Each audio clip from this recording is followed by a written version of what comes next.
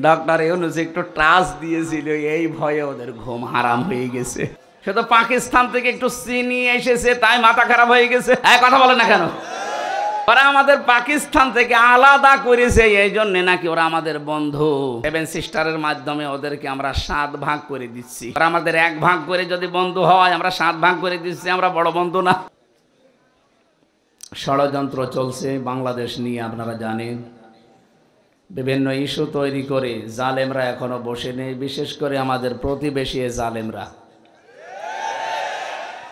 বাংলাদেশে কোনো মন্দির ভেঙে মসজিদ বানানো হয়েছে আমি দেখি নাই, শুনিও নাই, কোনো জায়গায় আমি পড়িও নাই।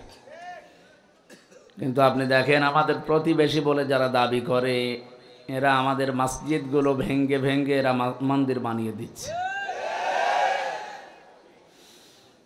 ওরা সারা দুনিয়ার কাছে মানুষকে জানায় যে আমরা সংখ্যালঘু। বাংলাদেশে নাকি সংখ্যালঘু নির্যাতন হয়, এটা সবচাইতে বেশি বিশ্বের মানুষকে জানায় ইন্ডিয়া। অথচ সবচাইতে বেশি এখন সংখ্যালঘু তাদের দেশে নির্যাতিত হচ্ছে। ওই দেশে মুসলমানেরা সংখ্যালঘু না? কথা বলে না কেন? হিন্দু, বৌদ্ধ, খ্রিস্টান ঐক্য পরিষদ না, ঐক্য ফ্রন্টের সভাপতি বিজন কুমার সরকার, এই লোকটা আজকে সকালে আপনারা দেখেছেন সংবাদ সম্মেলন করে জানিয়েছে বাংলাদেশের সংখ্যালঘু নির্যাতন সবচাইতে বেশি করেছে যারা এতদিন ক্ষমতায় ছিল তারা। 2024 সালের আগস্টের 5 তারিখের পর থেকে এদেশে জামাত, বিএনপি এবং ইসলামী যারা মাইন্ডের মানুষ আছে, আলেম ওলামা, তাদের নাম ধরে তিনি বলেছেন যে এরা হিন্দুদের ওপরে, অন্যান্য জাতির ওপরে কোনো নির্যাতন অত্যাচার করেনি এবং এদের হাতেই এই মানুষগুলো নিরাপদ।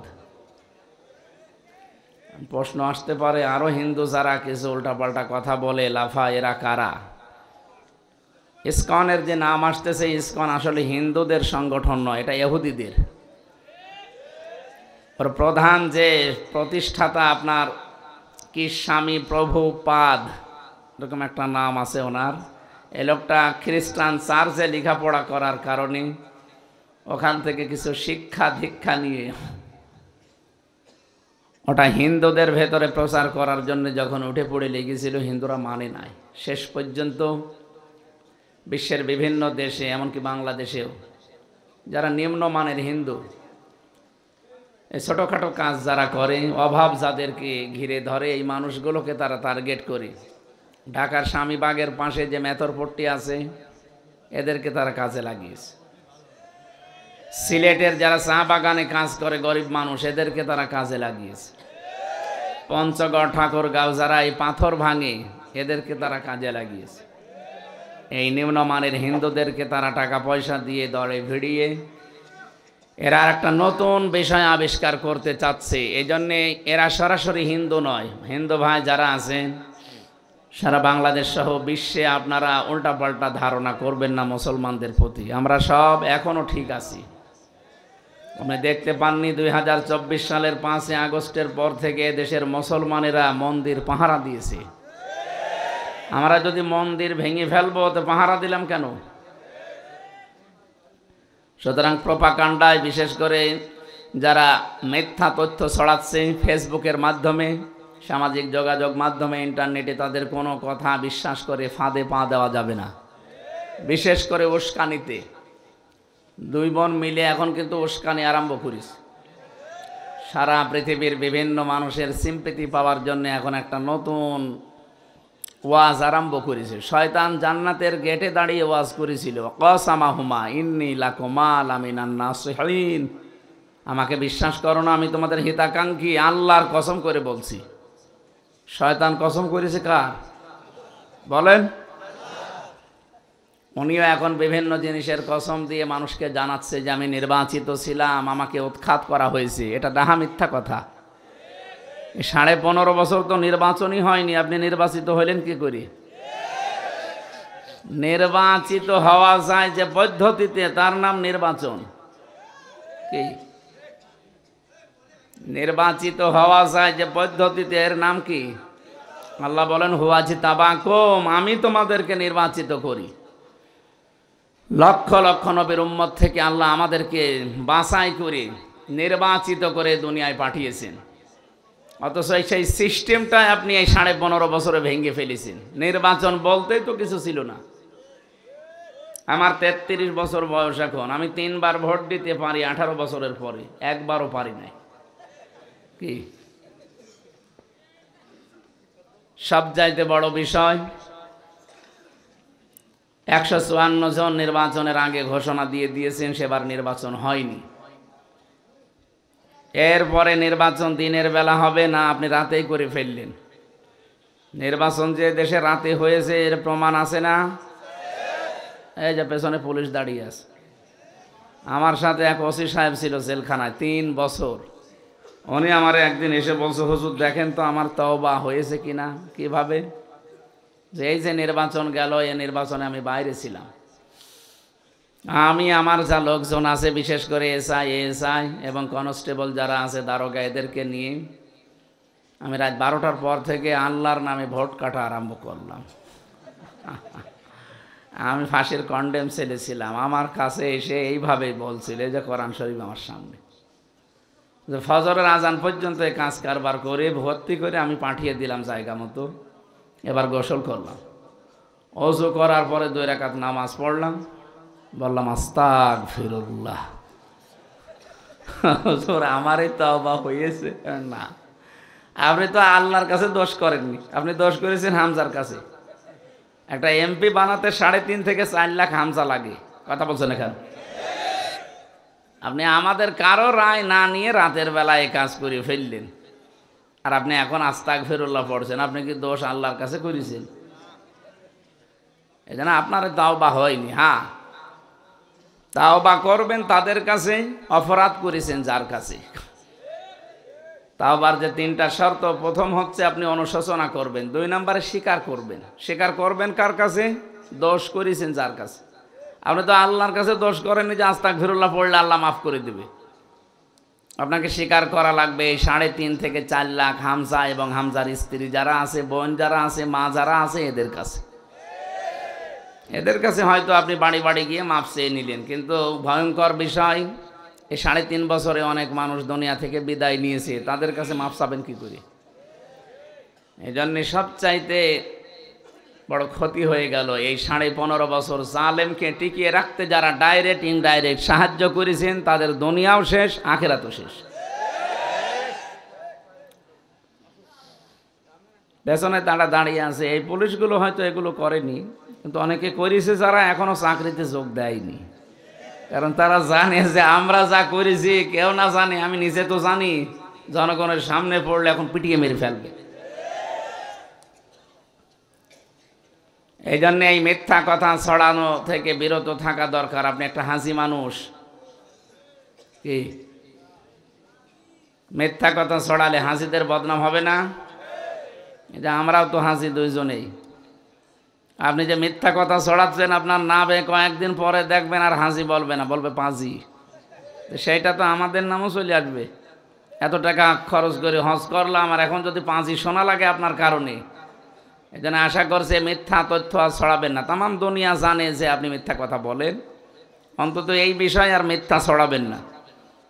কিসের রাজনীতি করে কিসের নির্বাচিত হয়েছিলেন আল্লাহ ভালো জানে। একবারও নির্বাচন এই 15.5 বছরে হয়নি। সুতরাং 8 সাল থেকে 24 সাল পর্যন্ত যারা নির্বাচনের মাধ্যমে মানুষকে প্রহসন দেখিয়েছেন, এরা যদি নামের পরে সাবেক এমপি, সাবেক মন্ত্রী লেখে, জায়েজ নেই। কারণ আপনি তো নির্বাচিত ছিলেন না, আপনাকে আমরা ভোট দেয়নি, আপনি ভোট চোর। খুব বেশির থেকে বেশি আপনি পোস্টারে লিখতে পারেন সাবেক ভোট চোর। সাবেক এমপি, সাবেক মন্ত্রী লেখা ঠিক না। আর এই 15.5 বছরে যা টাকা পয়সা নিয়েছেন, রাষ্ট্রের বেতন ভাতা যাই বলেন, এগুলো সব ফেরত দেওয়া লাগবে। যেহেতু নির্বাচন হয়নি, আপনি এগুলো নেওয়াও বৈধ হয়নি, এগুলো ফেরত দেবেন, জনগণের কাছে ক্ষমা চাইবেন নিঃস্বার্থভাবে। এরা যদি মন থেকে বলে ঠিক আছে মাফ করে দিলাম, তাহলে আপনি পরিত্রাণ পাবেন। তাছাড়া মাফ পাওয়ার কোনো কায়দা নেই। কথা বুঝতেছেন? সবচাইতে বড় কঠিন বিষয় এবার বলছি, সূরা শূরার 42 নম্বর আয়াত। ইন্নামাস সাবিলু আলাল্লাযীনা ইয়াযলিমুনান নাস। আল্লাহ পাক বলেন, অবশ্যই আমি নিজে মামলা দেব তাদের বিরুদ্ধে যারা মানুষ হয়ে মানুষের ওপরে জুলুম করছে, করবে। ইয়াজলিমুনা মোজারে, বর্তমান ভবিষ্যৎ, প্রেজেন্ট ফিউচার। এখানে আল্লাহ ইয়াজলিমুন আল মুসলিমুনা দেয়নি, ইয়াজলিমুন আন নাস দিয়েছেন। হিন্দু কি মানুষ না? এ কথা বলছেন না কেন? বিশ্বজিৎ কি মানুষ ছিল না? হিন্দু হতে পারে কিন্তু তো মানুষ, আপনি কেন মানলেন? আবার আর ফাহাদ কি মানুষ না? ও মুসলমান হতে পারে, সে তো মানুষ, কথা বলেন না কেন? সুতরাং মানুষ হয়ে যারা মানুষের ওপরে জুলুম করে, অত্যাচার করে, তাদের বিরুদ্ধে মামলা হামজা না দিলেও দেবে কে? 1628টা চেয়ার ছিল এই দেশে, মেন চেয়ার। এ চেয়ারে 15.5 বছরে যারাই দায়িত্বে ছিলেন, আল্লাহর কসম প্রত্যেকে আল্লাহর মামলার আসামি। বাদী যত বড় হয়, মামলা কিন্তু এরকম কঠিন হয়ে যায়। এখানে কথা বলেন, কি সমস্যা কি?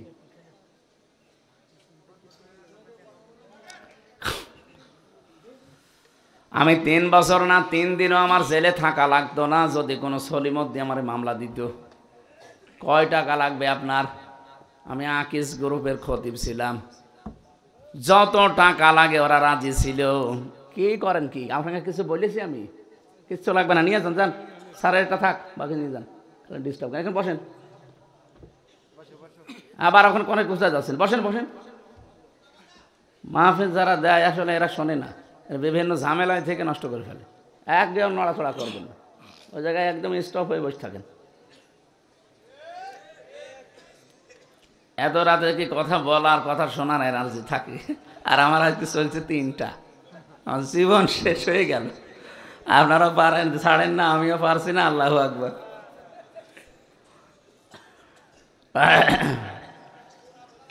আমার ভাইরা,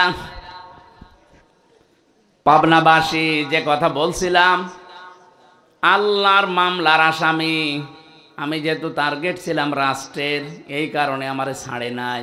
আমার মামলার সরাসরি বাদী ছিল যারা পালিয়েছে ওরা। আর আপনার বিরুদ্ধে মামলা উনি না দেবে, সরাসরি আল্লাহ নিজে। এই জন্য আপনাদের কপাল শেষ।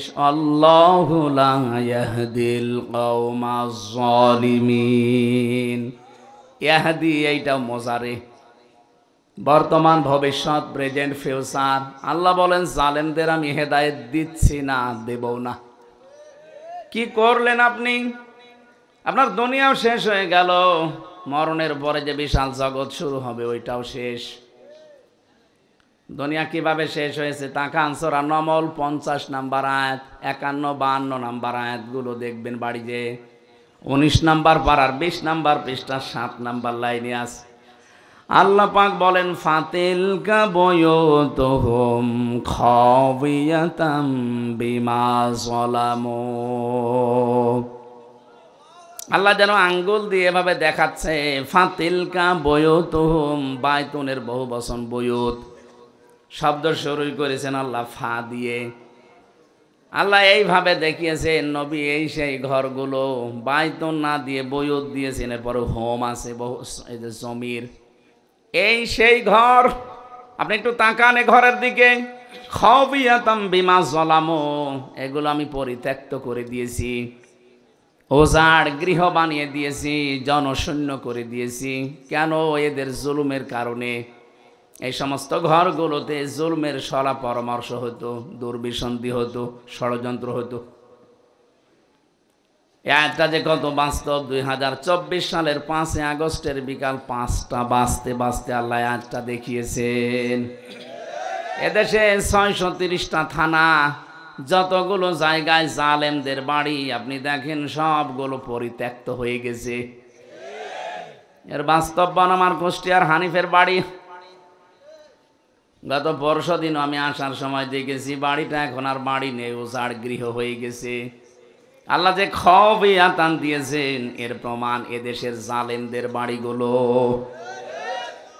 আল্লাহ এতটুকু যদি শেষ করে দিতেন, আয়াতটা আমি বলতাম না। এরপরে আমাদের জন্য শিক্ষা। ইন্না ফি যালিকা লাআয়াতাল লিকাউমিন ইয়ালামুন। মাঝখানে লাম, এটা লামে তাকিদ। আল্লাহ গ্যারান্টি দিচ্ছে, তাকিদ দিচ্ছে, অবশ্যই এর ভেতরে শিক্ষা আছে। কাদের জন্য? যারা জ্ঞানী। তাহলে আমাদের জন্য এখানে শিক্ষা কি? তাফসিরে মাযহারি মুফাসসির লিখেছেন এটা লূত নবী আলাইহিস সালামের জামানার ঘটনা। ওই মানুষগুলো সমকামিতায় লিপ্ত ছিল। আল্লাহ এত রাগান্বিত হয়েছিলেন, ওদেরকে পুরা উল্টিয়ে ওটা এখন ডেড সি, মৃত সাগর বানিয়ে দিয়েছে। এখনো জর্ডানে আছে। আজও এই দেশে অনেকে সূক্ষ্ম কায়দায় সমকামিতা আরম্ভ করার জন্য বিভিন্ন পায় তারা করছেন। আল্লাহর পুরা সিস্টেমকে আপনি উল্টিয়ে ফেলতে চান। যুজ্জিনা লিন-নাসি হুব্বুশ শাহাওয়াতি মিনান নিসা। আল্লাহ বলেন আমি আকর্ষণ তৈরি করে দিয়েছি এই পৃথিবীতে 7টা জিনিসের প্রতি। তার 1 নম্বরে নারী। কে? নারীর প্রতি পুরুষের আকর্ষণ, এটা স্বাভাবিক, আল্লাহ বানিয়ে দিয়েছে। সেইটা এখন পুরা উল্টিয়ে আপনি পুরুষে পুরুষে, নারীতে নারীতে বিয়ে করবেন। এ কাজগুলো যারা আরম্ভ করতে চাচ্ছেন তারা আল্লাহর বিধানে হাত দিচ্ছেন।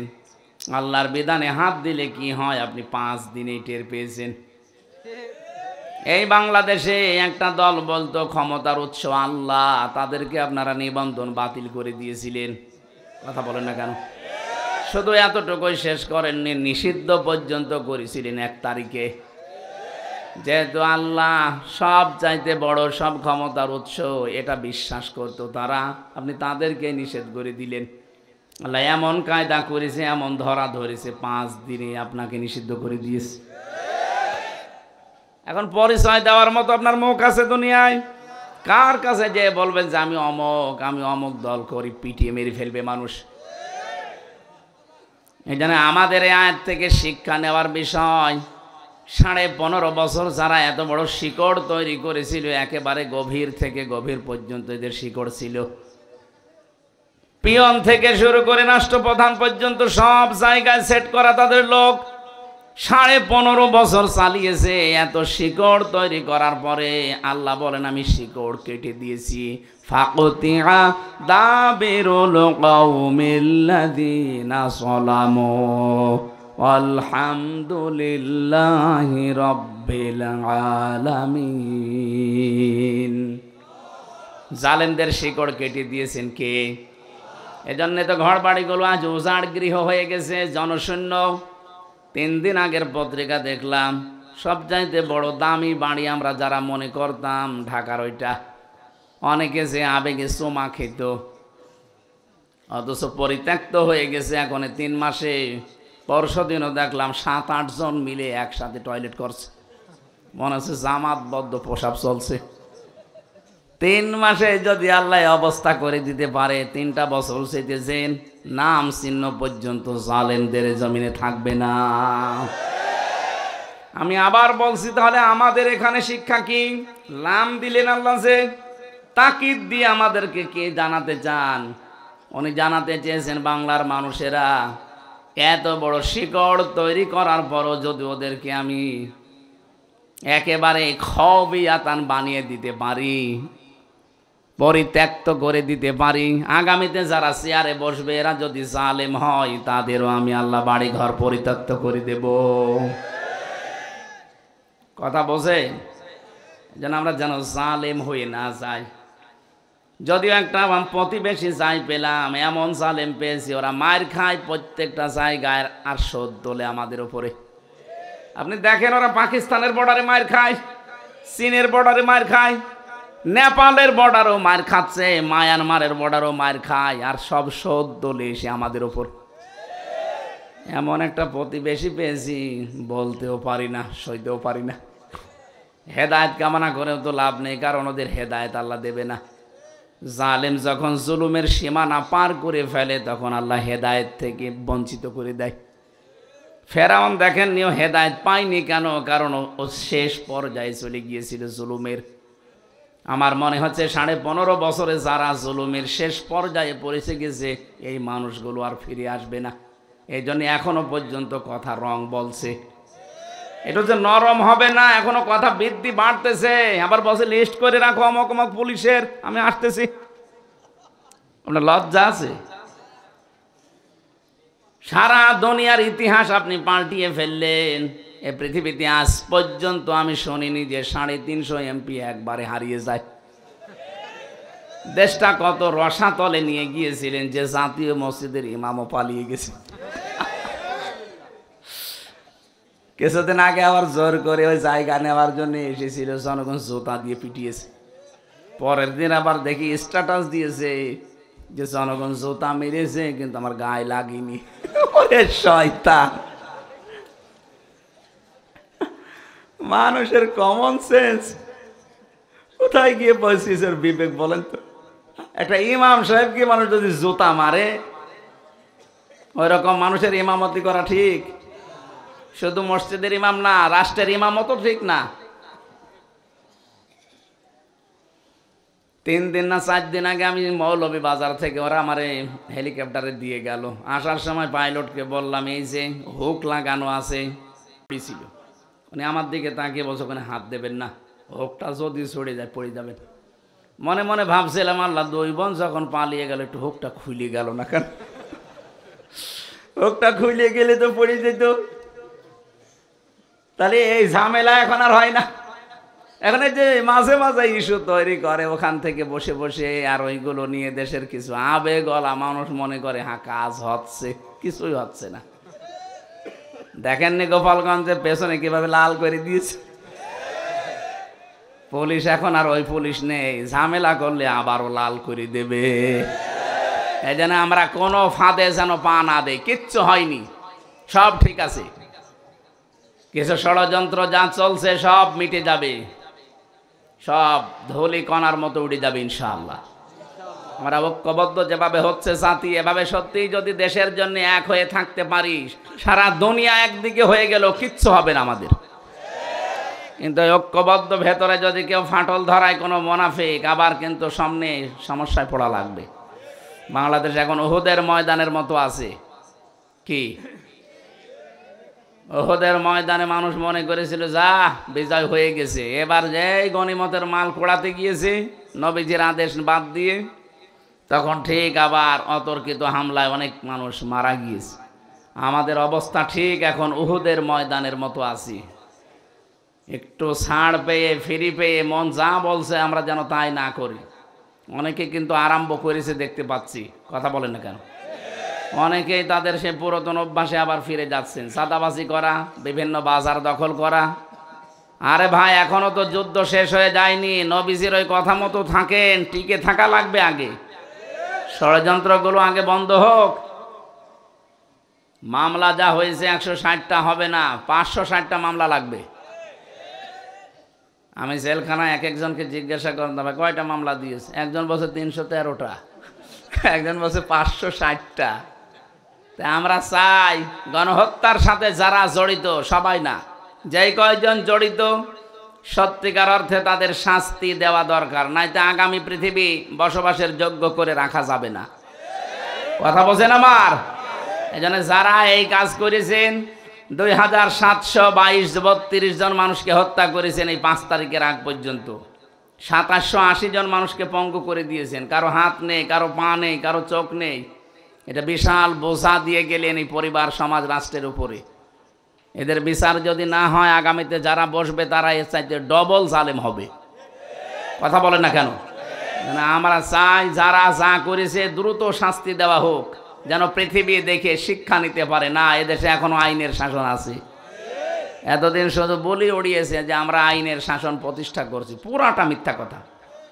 আমারে ধরে নিয়ে গেল আমার বাড়ি থেকে, পরের দিন পেপারে দিল না, ওনারে চোড়হাঁস থেকে নিয়ে এসেছে। এই মিথ্যা শুরু হয়েছে একেবারে জামিন পর্যন্ত, পুরাটা মিথ্যা ছিল। একটা ঠনকো মামলা দিয়ে 3 বছর পর্যন্ত আটক করে রাখলেন। আপনার বিবেক একটু কাঁদেনি? আপনার বিবেক নেই তো কাঁদবে কি করে? বিবেক থাকলে আপনজন যারা আছে তাদেরকে ছেড়ে মানুষ চলে যায়। নবীজি যেদিন নবুয়ত পেয়ে আসে, সেদিন খাদিজাতুল কুবরা বলেছিলেন, হে স্বামী আবুল কাসেম, ভয় পাবেন না, ইন্নাকা লা তাসিলুর রাহিমা, আপনি তো আত্মীয়তার সম্পর্ক ঠিক রাখেন। রক্তের সম্পর্ক যারা ঠিক রাখে তাদের কোনো ভয় নেই, কোনো জিন পরিভূত কেউ আপনাকে ভয় দেখাতে পারে না। এখান থেকে প্রমাণ হয় যারা রক্তের সম্পর্কগুলো ঠিক রাখবে তাদের ভয় আল্লাহ দূর করে দেবে। অথচ আজ হাজারো মানুষ দেখতে বেশ ভালোই মনে হয়, কিন্তু আত্মীয়তার সম্পর্কগুলো আমরা ঠিক রাখতে পারছি না। যাদের কারণে পারছি না তাদেরও সতর্ক হওয়া লাগবে। আজ পরিবারে একটা পুরুষ তার রক্তের সম্পর্ক যাদের সাথে, বিশেষ করে তার আপন ভাই, আপন বোন, মা বাবা, চাচা, ফুফু, এদের সাথে রাখতে পারে না, যার কারণে সেটা হচ্ছে তার বউ। কথা বলে না কেন? মেয়েরা নেই তো, আছে তো না, সব ঘুমিয়ে পড়িস। সম্মানিতা মা বোনেরা, শুধু নামাজ পড়া, রোজা রাখা, কালো বোরকা পরা ইবাদত না, পারিবারিক জীবনে এটা যে কত বড় ইবাদত। হযরতে খাদিজাতুল কুবরা রাদিয়াল্লাহু তাআলা আনহা তার স্বামীকে অভয় দিচ্ছে, আপনি ভয় পাবেন না, আপনি রক্তের সম্পর্ক ঠিক রাখেন। সুতরাং যারা রক্তের সম্পর্কগুলো আরো অটুট করবে তাদের ভয় নেই। সূরা নেসার তাফসিরে এসেছে, সব কিছু আল্লাহ কমপ্লিট করার পর এই যে রেহেম, যেটা এটা আল্লাহর কুদরতি পা চেপে ধরেছিল, ডাক দিয়ে বলে, মাবুদ তুমি আমার ব্যাপারে তো কিছু বললে না। আল্লাহ পাক বলেন, তোমার ব্যাপারে আমার সিদ্ধান্ত এই, যারা তোমার সাথে সম্পর্ক ঠিক রাখবে আমার সাথে তাদের সম্পর্ক আছে, যারা তোমাকে কাট করে দেবে আমি আল্লাহ তাদেরকে কাট করে দিলাম। বলেন নাউজুবিল্লাহ। কি বুঝলাম এখান থেকে? আমরা এই দেশ থেকে যারাই পালিয়ে গেল, ওই দুই বংশোদ্ভূত বহু মানুষ তো পালিয়ে গেল, এদের সাথে আমাদের সম্পর্ক ছিল না? ছিল না? কথা বলে না কেন? কেউ আপা বলে ডাকতাম, কেউ ভাবি বলে ডাকতাম, কেউ কন্যা বলে ডাকতাম, কত রকমের সম্পর্ক, সব ত্যাগ করে আপনি চলে গেলেন না বলে। এই যে সম্পর্ক যারা ঠিক রাখে না, এদের ভেতরে ভয় তৈরি করে দেয় কে? এই জন্য এত ভয় পেয়েছে যে দুপুরের খাবারও খেতে পারেনি। দ্বিতীয় নম্বরে খাদিজাতুল কুবরা বলেছিলেন, স্বামী আমার অত্তাহমিলুল কাল্লা, আপনি তো মানুষের বোঝা বহন করেন, মানুষের বোঝা আপনি হালকা করে দেন, কেন আপনি ভয় পান? আপনি মানুষের সুখের দুঃখের বোঝা, কষ্টের বোঝা, ঋণের বোঝা, এগুলো হালকা করেন, বোঝাগুলো পাতলা করে দেন, আপনি ভয় পাবেন না। কি দেখলাম আমরা, যত রকমের বোঝা এই দেশে উনি দিয়ে আমাদেরকে চলে গেল। এদেশে এখন একজন মানুষ জন্ম নিলে 1,20,000 টাকা তার মাথার উপরে ঋণ। কথা বলছে না? এই যে 2780 জন এখন হাসপাতালে বেডে কাতরাচ্ছে, তার না নেই, হাত নেই, চোখ নেই, অন্ডকোষ উড়ে গেছে, কি তারা তার পরিবারের কাছে একটা বোঝা না? কথা বলে না কেন? সে তার মা বাবার কাছে, ভাই বোনের কাছে এখন বোঝা হয়ে গেছে, কারণ হাত নেই, পা নেই, সে বোঝা নাকি? এই যে বিশাল বিশাল বোঝা এই দেশে আপনি দিয়ে গেলেন, দুঃখের বোঝা, কষ্টের বোঝা, ঋণের বোঝা, এগুলো আপনি না দিলেও পারতেন। চলে যখন স্বামীর বাড়ি যাবেন তো এগুলো দিয়ে গেলেন কেন? আপনি তো স্বামীর বাড়ি গিয়েছেন, কারণ এর আগে বহুবার তারা বলতো যে আমাদের স্বামী স্ত্রীর সম্পর্ক, একজন স্বামীর বাড়ি আর একজন গেছে দোলাভাইয়ের বাড়ি। আমরা চাই এদেশ থেকে যারাই বিদেশে যায় তারা রেমিটেন্স যোদ্ধা, টাকা পয়সা পাঠায়। আপনারা 3 মাস আর 6 দিন হয়ে গেল, কই টাকা তো পাঠান না। কি করছেন আপনারা? 2 জন মিলে, অন্তত 2 বোন মিলে টাকা পয়সা একটু কামাই করা যাচ্ছে না? কেউ স্বামীর পকেট মারবেন, কেউ দুলাভাইয়ের পকেট মারবেন। ওইটা একটা কৃপণ তো, এই জন্য পকেটে টাকাও রাখে না। তাহলে কি বললাম এখান থেকে বলেন তো? যারা মানুষের বোঝা হালকা না করে আরো বোঝা দিয়ে যায়, চাপিয়ে দেয়, তাদের ভেতরে ভয় তৈরি করে দেয় কে? আজ কত মানুষ মানুষকে বোঝা দিয়ে গেছে, এই জন্য প্রশাসনের ওই মানুষগুলো এখন আরো যুক্ত হতে ভয় পায়। কত রকমের বোঝা আপনি প্রশাসনে, আদালতে থাকার কারণে দিয়েছেন, বিনা কারণে একটা মানুষকে নিজে ধরিয়ে দিয়েছেন, মিথ্যা মামলা দিয়ে, মিথ্যা সাক্ষী দিয়ে তার জীবনটা নষ্ট করে দিয়েছেন। একটা মানুষ জেলে থাকা মানে তার পরিবার পুরা ধ্বংস হয়ে যাওয়া। কথা বলেন না কেন? বিশাল বিশাল বোঝা যারা দিয়েছিলেন, এই মানুষগুলোকে আমার মনে হয় ছাড় দেওয়া ঠিক হয়নি, এদের ওপরও বোঝা দেওয়ার দরকার ছিল। কিচ্ছু জানে না, ঘরে ঘুমিয়ে আছে, ঘুম থেকে উঠে যাচ্ছে হাসতে, কি গো তুই গাছ কেটেছিস? কখন? স্বপ্নে। এইরকম মামলা দেশে ছিল না ছিল না? ওই যে পেছনে সাক্ষী দাঁড়িয়ে আছে, জিজ্ঞেস করেন তো। আমার মামলার যে আয়ু ছিল ওটা আমার নিজেই মাঝে মাঝে বলতো, হুজুর আপনার দোষ নেই আমি জানি, কিন্তু আপনার বাবাকে বলেন টাকা দেওয়া লাগবে। দোষ নেই জানেন, টাকা দেওয়া লাগবে না, টাকাকে আপনি আমার বাবার কাছে পান? মনে হচ্ছে টাকা পাই, টাকা দেওয়া লাগবে। সেদিন কল দিয়েছিল আমারে, বলছো হুজুর কিছু বলবেন না, আমারে মাফ করে দিন। মানে মাফ করতে পারি, আগে টাকা ফেরত দিন। আপনি মাফ চাবেন, টাকা দেবেন না? মানে আগে টাকাগুলো ফেরত দিয়ে এরপরে বলেন মাফ চান। আমি যেই কথা তুলেছিলাম, আমার ষড়যন্ত্র জাল যেভাবে বিছিয়েছে, এটা আল্লাহর রহমত আর আমাদের ঐক্যবদ্ধ এই শক্তি ছাড়া সম্ভব না। আল্লাহ যেন তার রহমতের মাধ্যমে আমাদের শক্তি আরো বৃদ্ধি করে দেন। এত রাত পর্যন্ত যারা দাঁড়িয়ে আছেন, বসে আছেন, ধৈর্য নিয়ে আছেন, রাত জেগে জেগে, আমার মতো একটা ছোট্ট মানুষের জন্য সবাইকে ওয়েলকাম জানিয়ে শুকরিয়া আদায় করছি, আলহামদুলিল্লাহ। দরুদ আর সালাম পাঠ করার মাধ্যমে তেলাওয়াতকৃত আয়াত, যেটা সূরা আনফাল 3 নম্বর আয়াত, আল্লাহ রাব্বুল আলামিন বলেন 2 নম্বর আয়াত, এটা আল্লাহর দৃষ্টিতে মুমিন কারা। আমরা অনেক মানুষ মনে করে আমি নামাজ পড়ি, আমি রোজা রাখি, হজ করে আসলাম, আমি মুমিন হতে পারিনি। না। সাহাবী প্রশ্ন করলেন, হে নবী আমি যে মুমিন, আমার ঈমান আছে, আমি কিভাবে টের পাবো? বিশ্বনবী বললেন, ইদা সাররাতকা হাসানাতুকা ওয়া সাআতকা সাজ্জিআতুকা ফাআনতা মুমিন। মুসলিম শরীফের হাদিস। নবীজি বলেন, যখন তোমার ভালো কাজগুলো তোমাকে আনন্দ দেয় আর অন্যায় কাজ হলে ভেতর থেকে একটা বাধা আসে, তখন বুঝবে তোমার ঈমান আছে। 15.5 বছরে ভালো কাজ সবার কাছে কিন্তু ভালো লাগেনি। কথা বলেন না কেন? ভালো কাজ আরো বাধা দিয়েছে। এই কোরআনে কারিম প্রচার করা, কোরআনে কারিম শেখানো, এটা কি ভালো কাজ না খারাপ কাজ বলেন? অন্য জাতি নাই বলতে পারে, আপনি বলেন কি করে? অন্যান্য জাতির লোককে আমি যেখানেই কোরআনে কারিম শুধু বুঝে পড়ার জন্য দিয়েছি, তাদের কাছে এখানে একটা ভালো কাজ। সেদিন যশোরের এক বিসিএস ক্যাডার অধ্যাপক কলেজের, ওনার আমি 3 মাস টার্গেট দিয়েছিলাম যে স্যার আপনাকে আমি মুসলমান হতে বলি না, শুধু আমাদের ধর্মীয় গ্রন্থটা একটু বুঝে পড়েন। 3 মাস পরে দেখছি বলছে আমি মুসলমান হয়ে গেছি। এটা যদি প্রচার না করতাম, তাকে না শেখাতাম, সে মুসলমান হতো? এটা প্রচারের মাধ্যমটা পর্যন্ত 15.5 বছরে বিভিন্ন ইস্যু তৈরি করে বন্ধ করে দিয়েছিলেন। সরাসরি বলেন না যে হবে না, কিন্তু 14 জায়গায় অনুমতি নেওয়া লাগবে, এই সিস্টেম করেছিলেন। সুতরাং ভালো কাজ যাদের ভালো লাগেনি, অন্যায় কাজ দেখলেও যাদের কাছে অন্যায় মনে হয়নি, ভেতর থেকে কোনো বাধা আসেনি, আপনি বুঝবেন আপনি নামাজ পড়লো, আপনার ঈমান নেই। এই জন্য আল্লাহর দৃষ্টিতে মুমিন কারা? আল্লাহর দৃষ্টিতে আসলে ঈমানদার কারা? 3টা গুণ এখানে আল্লাহ পরপর দিচ্ছেন।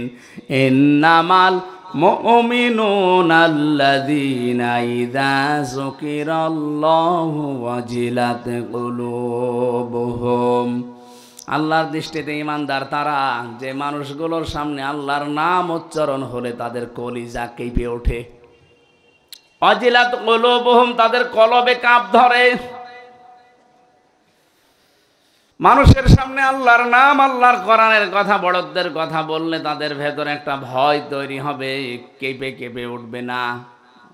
আরো বৃদ্ধি আমাদের অনেকের বেড়েছে। ওয়াইদা তুলিয়াত আলাইহিম আয়াতুহু যাদাতহুম ঈমানা, তাদের সামনে আল্লাহর আয়াতগুলো যদি তেলাওয়াত হয়, ব্যাখ্যা বিশ্লেষণ হয়, ওদের ঈমান যা আছে আরো বেড়ে যাবে। এই গ্যারান্টি দিচ্ছে কে? বলেন বলেন। ঈমান বেড়ে যাবে শুধু মানুষের নাম। সূরা জিনের 2 নম্বর আয়াতের তাফসিরে আমি পড়েছি, এটা তাফসিরে হাক্কানিতে আছে। নবীজি কোরআনে কারিম জিনদের সামনে তেলাওয়াত করেছিলেন। আল্লাহ পাক বলেন, ফাকালু ইন্না সামি'না কুরআনান আজাবা। জিনেরা কোরআন শুনেছে 2 বছর 5 বছর বয়স না, যাদের বছর 1000 বছর 1500 বছর বয়স, তারা তাওরাত শুনেছে, জাবুর শুনেছে, ইনজিল শুনেছে। ওই জিনেরা কোরআন শোনার পরে তারা বলছে আমরা এক আশ্চর্য কোরআন শুনলাম। এতটুকু জিনেরা বলি শেষ করে দেয়নি, ইয়াহদি ইলার রশদি ফাআমান্না বি ওয়ালান নুশরিকা বিরাব্বিনা আহাদা। জিনেরা বলে যে এমন কোরআন আমরা শুনেছি, কোরআন আমাদেরকে হেদায়েতের পথ বলে দিয়েছে, আমরা ঈমান আনলাম, এমন ঈমান এনেছি জীবনে কোনোদিন আল্লাহর সাথে আর শরীক করব না, আর শরীক করব না। এতটুকু না, গ্যারান্টি দিয়ে বলেছে ওয়ালাং তাজিদা, কখনো আমরা আর শরীক করব না। কয়েক মিনিট মাত্র কোরআনে কারিম শোনার পরে যদি তাদের ঈমান এত বেড়ে যায়, এত মজবুত হয় যে কোরআন তাদেরকে হেদায়েতের পথ শুধু বলে দেয়নি, তারা সঙ্গে সঙ্গে ঈমান এনেছে। আর ঈমানটা এত শক্ত মজবুত যে আল্লাহর সাথে কোনোদিন তারা শরীক করবে না, সিদ্ধান্ত নিয়ে ফেলেছে। সুতরাং আমরা যারা এখানে কোরআন শুনছি, সত্যি যদি ওইরকম মন নিয়ে আমরা শুনতে পারি, মাস্ট বি জাদাতুহুম ঈমান, আমাদের ঈমান বাড়বেই, কিন্তু মন থাকা লাগবে আপনার। এই কোরআন নবীজি আবু বকরের সামনেও পড়েছিলেন, আবু জেহেলের সামনেও পড়েছিলেন। দুইজনের নামের আগে আবু আছে। এক আবু বকর কোরআন শোনার পরে তার ঈমান বেড়ে গেছে, শুধু ঈমান বাড়ে নাই, আল্লাহ পাক বলেন ওয়াইদা সামিউ মা উনজিলা ইলার রাসূলি তারা আয়ুনাহুম তাফিদু মিনাদ দামি মিম্মা আরাফু মিনাল হক। হে নবী, যখন কোরআনে কারিম তাদের শোনাবেন, যদি ওদের উপলব্ধি করার ক্ষমতা থাকে, ওরা যদি বুঝতে পারে আমি আল্লাহ কি বলতে চাই, দেখবেন ওদের চোখ দিয়ে পানি গড়িয়ে পড়ছে। কোরআনের আলোচনায় সবার চোখে পানি আসবে না, এটা বোঝার মতো যোগ্যতা থাকা লাগবে আপনার। আপনি যদি সত্যি এর মর্মবাণীগুলো উপলব্ধি করতে পারেন যে আল্লাহ কি বলে আর আমি কি করি, দেখবেন মনের অজান্তে কখন চোখ দিয়ে পানি পড়ছে আপনি টেরও পাবেন না। আল্লাহ পাক বলেন এই কোরআন আবু জেহেলের সামনেও তো পড়েছিল মুহাম্মদুর রাসূলুল্লাহ, ওর ঈমান বাড়ে নাই, ওর শয়তানি বেড়েছে। শয়তানি এত বাড়া বেড়েছিল, কোরআনের বিরুদ্ধে আইন পর্যন্ত পাশ করেছিল। লা তাসমাউ লিহাদাল কোরআন, এ কোরআন তো শুনতে যাওয়াই যাবে না, আওয়াল গাউফি, হট্টগোল বাদাও, পরিবেশ নষ্ট করে দাও, আল্লাকুম তাগলিবুন, আশা করা যায় তোমরা গালেব হবে। বলেন নাউজুবিল্লাহ। এখানে জন্য যারা এসেছেন, যদি আবু বকরের মতো মন নিয়ে বসেন, মাস্ট বি আপনার ঈমান বাড়বেই। যদি আবু জেহেলের মতো মন নিয়ে বসেন, আমির হামজা না, আমির হামজার উস্তাদ কথা বললো, আপনার ঈমান বাড়বে না, আপনার শয়তানি বাড়বে। এই জন্য আমাদের মন তৈরি করা লাগবে আগে, আবু বকরের মতো না আবু জেহেলের মতো। বলেন বলেন, আবু বকরের মতো মন নিয়ে বসেন। এ কোরআনে কারিম যদি কাউকে হেদায়েত দিতে না পারে, তাকে আর পথ দেখানোর মতো কোনো কিছু দুনিয়ায় নেই। এই যে জালিকাল কিতাবু লা রাইবা ফি, কিতাবের আগে আলিফ লাম আছে, এই একটাই মাত্র কিতাব দুনিয়ায় আল্লাহ দিয়েছেন যেটা মানুষকে হেদায়েত দিতে পারে। সুবহানাল্লাহ বলতে পারেন? কিন্তু কোরআন থেকে হেদায়েত পেতে হলে কিছু শর্ত আল্লাহ দিয়েছেন। সূর্য আলো দেয়, সবাই কিন্তু সূর্য থেকে আলো পায় না, পায় অন্ধ যারা, তারা আলো পায়। সূর্য তো ঠিকই আলো দিয়ে যাচ্ছে, কিন্তু অন্ধ আলো পাবে না। এ দোষ কি সূর্যের না ওর চোখের? কোরআনে কারিম হেদায়েত দেওয়ার জন্য এসেছে, হাদা বায়ানুল লিন্নাস হুদাল লিন্নাস, বিশ্ব মানবতার হেদায়েতের জন্য আল্লাহ এটা পাঠিয়েছে। কিন্তু আমি যদি নিতে না পারি, এ দোষ আল্লাহর না, কোরআনের না, এ দোষ আমার কপালের।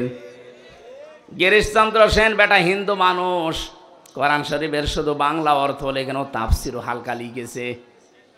এই লোকটা কোরআন পড়েছে বেশি আমাদের চাইতে, ও লিখেছে বেশি, ও বুঝেছে বেশি, কিন্তু হেদায়েত পায়নি, কারণ ওর মন ছিল না।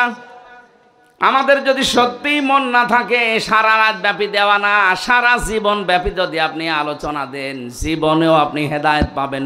আপনি আগে মন তৈরি করেন। কথা বলেন না কেন? এই জন্য আমাদের মন আগে তৈরি করা লাগবে যে আমি আসলে কোরআন থেকে হেদায়েত নিতে চাই। আল্লাহ যদি জানাতে পারেন জাদাতুহুম ঈমানা, তোর ঈমান বাড়বেই, তাহলে আমার ঈমান বাড়ে না যখন, বুঝতে হবে আমার কপালের দোষ, আল্লাহর দোষ না। আল্লাহ রাব্বুল আলামিন বলেন ওয়ালা রাব্বিহিম ইয়াতাওয়াক্কালুন।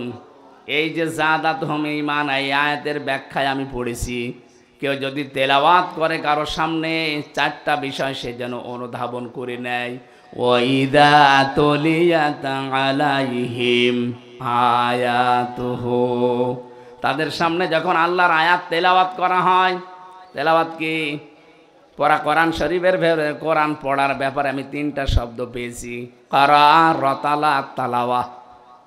এই তিনটা শব্দের অর্থের ভেতরে আমি অভিধানে চারটা বিষয় পেয়েছি। 1 নম্বরে আপনাকে শুদ্ধ করে পড়া লাগবে, 2 নম্বরে এটা বুঝতে হবে, 3 নম্বরে যতটুকু বুঝলেন এর উপরে প্র্যাকটিক্যাল লাইফ সেট করা লাগবে, 4 নম্বরে যা বুঝলেন এটা যেন মানুষ মানতে পারে সেই পরিবেশ তৈরি করে দেওয়া লাগবে।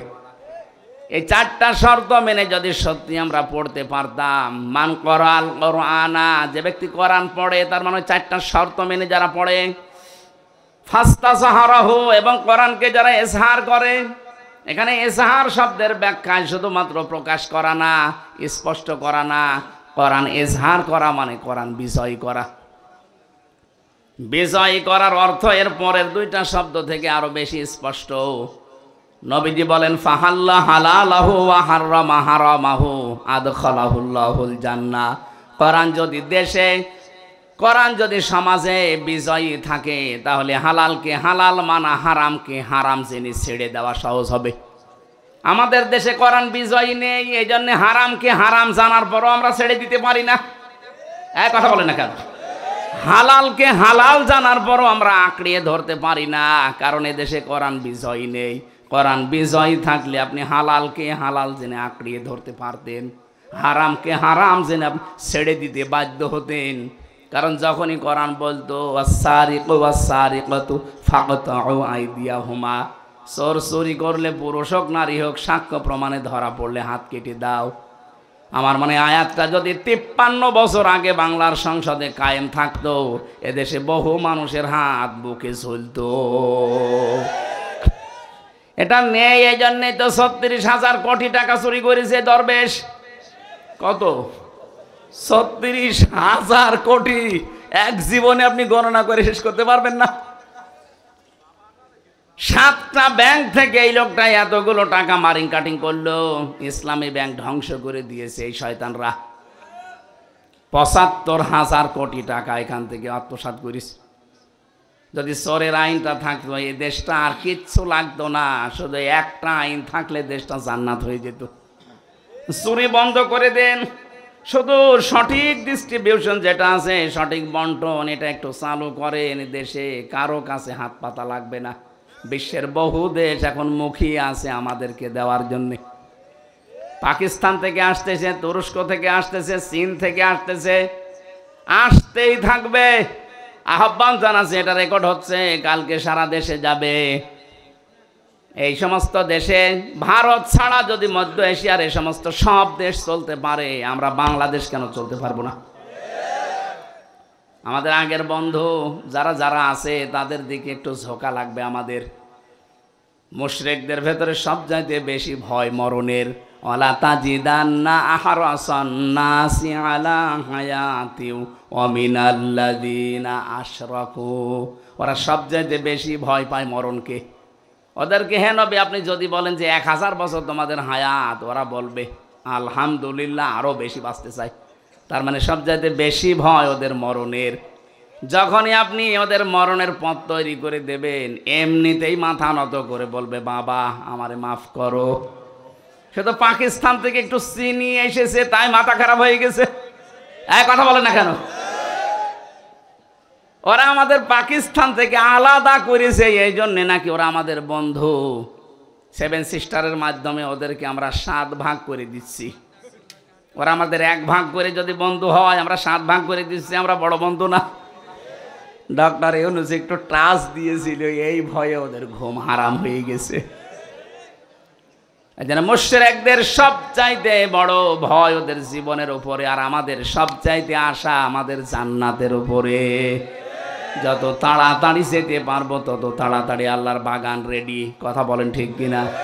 ওরা যত তাড়াতাড়ি যাবে ওদের জন্য আগুন রেডি। এই জন্য মরতে চায় না। আমি আশা করব এখান থেকে আশপাশের এই দেশগুলো সব যদি ওদের ছাড়া চলতে পারে, আমরা অবশ্যই পারবো যদি আমাদের ঐক্যবদ্ধ এবং ঈমান তৈরি হয়। অমাং দাখলাহু কানা আমিনা। কাবা শরীফের উদাহরণ দিয়ে আল্লাহ জানিয়েছেন, কাবায় প্রবেশ করলে নিরাপত্তা দেয় কে? আরো জোরে বলেন। বাংলাদেশ কি কাবা শরীফ? বলেন। ৬,০০০ কিলোমিটার দূর আমাদের দেশ থেকে কাবা। আমাদের এই ৫৬,০০০ বর্গ মাইল, তাহলে নিরাপত্তার চাদরে কাবার মতো ঢেকে রাখা লাগবে না। এ দেশ যদি কাবার মতো নিরাপত্তা দিতে চান, আল্লাহ কোরআনে সূরা আনআমের ৮২ নাম্বার আয়াতটা দিয়েছেন আমাদেরকে, আল্লাযীনা আমানু ওয়া লাম ইয়ালবিসু ঈমানাহুম বিযুলমিন উলাইকা লাহুমুল আমন ইলা আখির আয়া। আল্লাহ বলেন, ঈমান আনার পরে যদি ঈমানের সাথে জুলুম মিশ্রণ না করো, এখানে জুলুম মানে শিরিক, যদি ঈমানের সাথে শিরিক মিশ্রণ না করো, উলাইকা ইসমে ইশারা দিয়ে আল্লাহ এভাবে জানিয়েছেন, মনে হচ্ছে এভাবে আঙ্গুল দিয়ে দেখাচ্ছেন, উলাইকা লাহুমুল আমন, এরাই নিরাপত্তার হকদার। সুতরাং আমরা আল্লাহর পক্ষ থেকে যদি নিরাপদ দেশ উপহার পেতে চাই, বহির্বিশ্বের যত ষড়যন্ত্র থেকে যদি সত্যিই মুক্তি পেতে চাই, মাস্ট বি আমাদের যাদের ঈমান আছে শিরিক মুক্ত করা লাগবে। সূক্ষ্ম অনেকগুলো শিরিকে দেশে চলছে, তারপর ১ নম্বরে বহু মুসলমান জেনে হোক না জেনে হোক করে। ক্ষমতার উৎস কে? বলেন বলেন। কত মানুষ এখন এ দেশে নামাজ পড়ে রোজা রাখে, বলে না ক্ষমতার উৎস জনগণ। এটা শিরিক। কারণ আল্লাহ যেটা পারে ওইটা অন্য কেউ পারে, এই বিশ্বাস করার নাম। বলেন বলেন। ক্ষমতায় দিতে পারে কে? জনগণ পারে। তাহলে এই বিশ্বাস যারা করছেন, সে যেই হোক, আপনি কিন্তু শিরিক করছেন। আর শিরিক করলে আপনি মুশরিক। মুশরিকের নিরাপত্তার দায়িত্ব আল্লাহর নেই। আল্লাহর দায়িত্ব হচ্ছে যদি ঈমান আনার পরে আপনি শিরিক মুক্ত জীবন গঠন করতে পারেন, তাহলে। আমি আশা করি আমার কথার অর্থ বোঝাতে পেরেছি। এই দেশ এখন সারা বিশ্বের মুশরিক এবং ইহুদিদের চক্রান্ত থেকে যদি নিরাপদ করতে চান, যতটুকু যার ঈমান আছে মাস্ট বি শিরিক মুক্ত করা লাগবে। ওয়ালা তাহজানু ওয়া আনতুমুল আলাউনা ইন কুনতুম মুমিনিন। কোনো ভয় নেই, কোনো চিন্তা নেই, তোমরাই বিজয় হবে যদি মুমিন হতে পারো। বিজয় দেওয়ার মালিক কে? মুমিন হওয়ার মালিক? অবশ্য মুমিন হওয়ার মালিক আল্লাহ। মুমিন আল্লাহ মুমিন হবে? আল্লাহ তো মুমিন আছে। আল্লাহ মুমিন না? আমরা আব্দুল মুমিন। আল্লাহ কি? আমরা এই জন্য ডাক দেই ইয়া মুমিনু। এখন মুমিন হওয়ার দায়িত্ব আল্লাহর না, মুমিন হওয়ার দায়িত্ব কার? আমাদের। আমরা যদি সত্যি ওই মুমিনের উপরে বিশ্বাস করে মুমিন হতে পারি, আল্লাহ আমাদেরকে 2টা জিনিস দেবেন। আনতুমুল আলাউনা, অবশ্যই আল্লাহ আমাদেরকে এই পৃথিবীতে কোনো ভয়, কোনো চিন্তা, এগুলো সব দূর করে দিয়ে পৃথিবীর যেটা দেওয়া দরকার ওটা আমাদের হাতে তুলে দেবেন। এজন্য আমাদের উচিত আমরা যে জায়গা থেকে আছি, প্রত্যেকের জায়গা থেকে আমরা চেষ্টা চালাবো জনগণকে শিরিক এবং বেদাত থেকে মুক্ত করার। আপনাদের এই অনুষ্ঠানটা আমার মনে হয় আগামী বছর থেকে সিস্টেম বাদ দেওয়া দরকার। এত রাত পর্যন্ত যে সারা রাত এখন ঘুম কামাই, এ সারা দিন ঘুমালেও জের উঠবে না। আগামী থেকে আল্লামা সাইদি সাহেবের মতো ওই যে পাবনা দারুল আমান ট্রাস্টে হয় না, রাত 9:30 10টায় মাহফিল শেষ হয়ে যায়। অনেকে বলো হুজুর মানুষ আসে না। মানুষ আসে না, মানুষের বাপ আসবে মানুষের। আপনি শুধু লিখে দেবেন পোস্টারের নিচে যে মাগরিব থেকে রাত 9টা পর্যন্ত মাহফিল শেষ। সাইদি সাহেব মানুষ ছিল, ওনার মাহফিলে যদি মানুষ আসতে পারতে আমাদের আসবে না কেন? আমরা নিয়মই বানিয়ে ফেলেছি প্রধান বক্তা রাত 12টায়। এটা করলে যে এখন তাহাজ্জুদের নামাজ, ফজরের নামাজ, সকালে কর্মজীবন আছে, কি করবেন বলেন তো? এই নিয়মটা পাল্টাতে হবে। আগামী থেকে এসব করবেন না। আপনি 9টা 10টার ভেতরে অন্তত অনুষ্ঠান ক্লোজ করে দেবেন, মানুষ বাড়ি যেয়ে ঘুমাতে পারে। এই জন্য আমাদের ইমানের ভেতরে যেন শিরিক না থাকে। আমি আবার বলছি এক কথায়, আল্লাহ যেটা পারে ওইটা অন্য কেউ পারে এই বিশ্বাস করার নাম কি? শিরিক যারা করে তারা বলেন বলেন মুশরিক। আমরা যেন মুশরিক হয়ে কবরে না যাই, এদিকেও দুনিয়া পেলাম না, ওদিকেও আখিরাত নষ্ট হয়ে যাচ্ছে। আমরা শিরিক থেকে মুক্ত হব ইনশাআল্লাহ। তাহলে এই জমিনটা আল্লাহ নিরাপত্তার চাদর দিয়ে কাবার মতো ঢেকে দেবেন। এখানেও চুরি হবে না, ডাকাতি হবে না, ছিনতাই হবে না। কাবার চত্বরে যেমন ছিনতাই নেই, ছিনতাই আছে, ডাকাতি আছে। এই ৫৬,০০০ বর্গ মাইল আল্লাহ ওইভাবে বানিয়ে দেবে।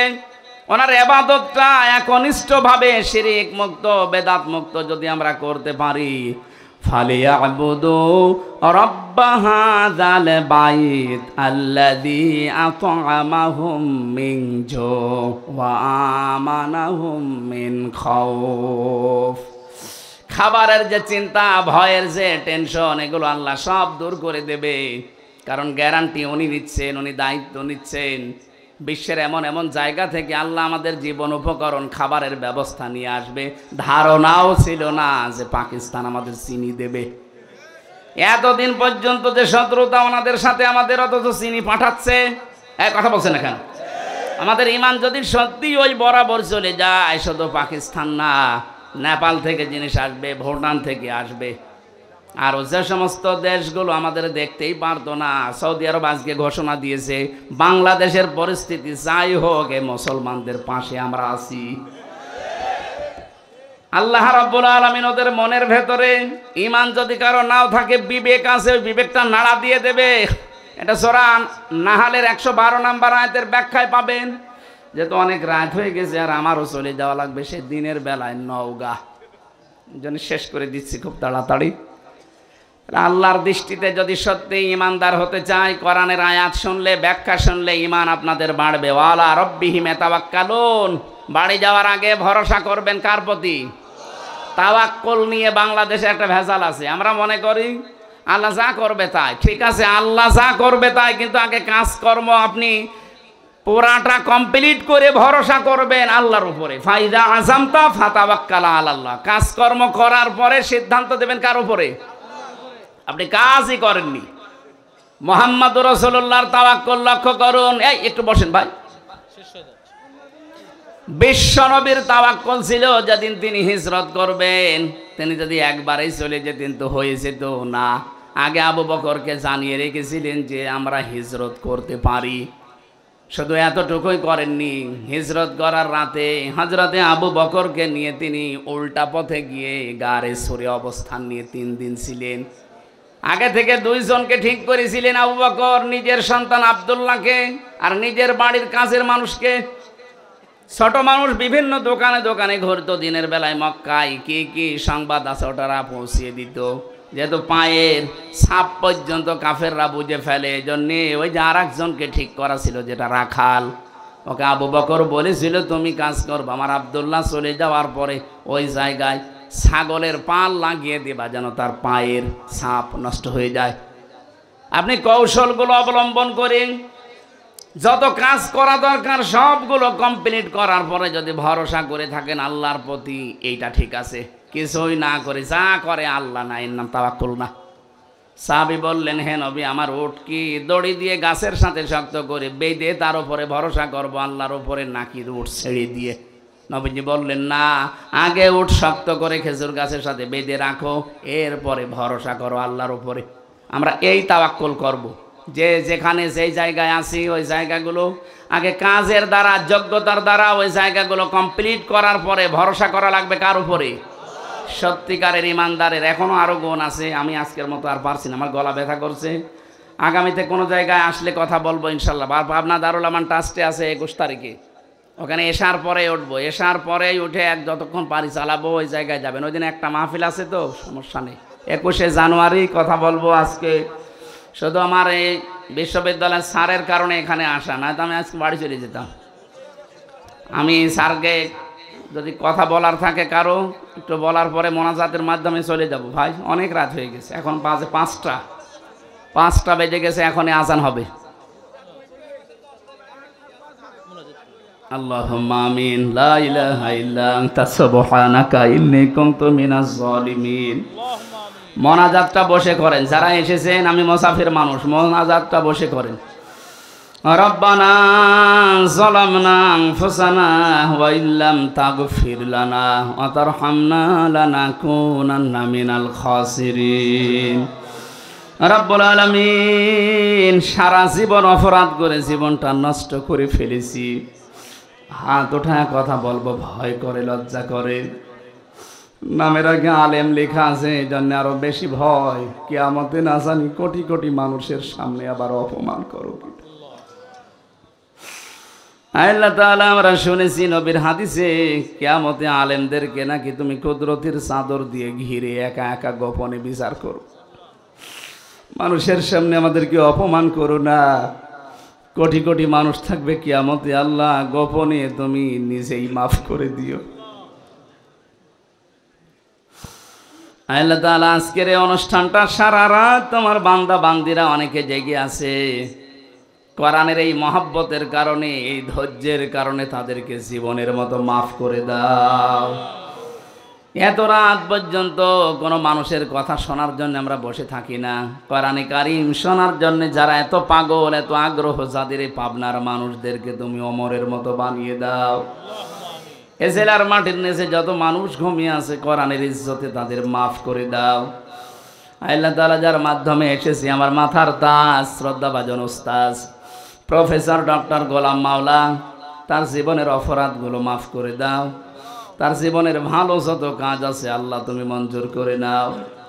তার মা বাবাকেও ক্ষমা করো। তার স্ত্রী সন্তান আদি যেগুলো দিয়েছ ফাতেমার মতো বানিয়ে দাও।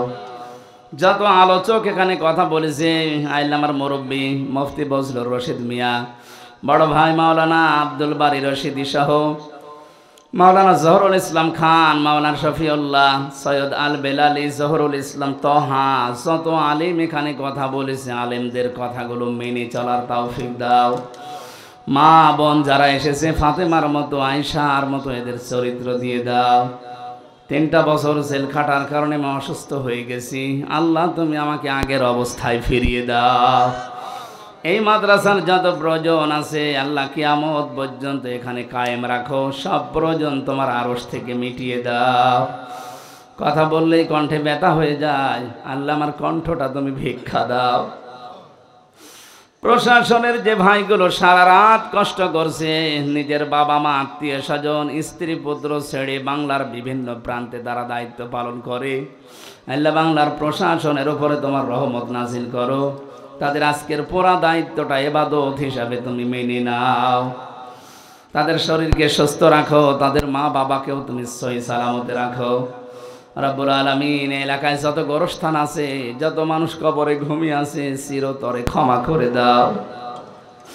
কখন কার কাছে আজরাইল পাঠিয়ে দাও জানি না, আসলেই যেন বলতে পারি লা ইলাহা ইল্লাল্লাহু মুহাম্মাদুর রাসূলুল্লাহ।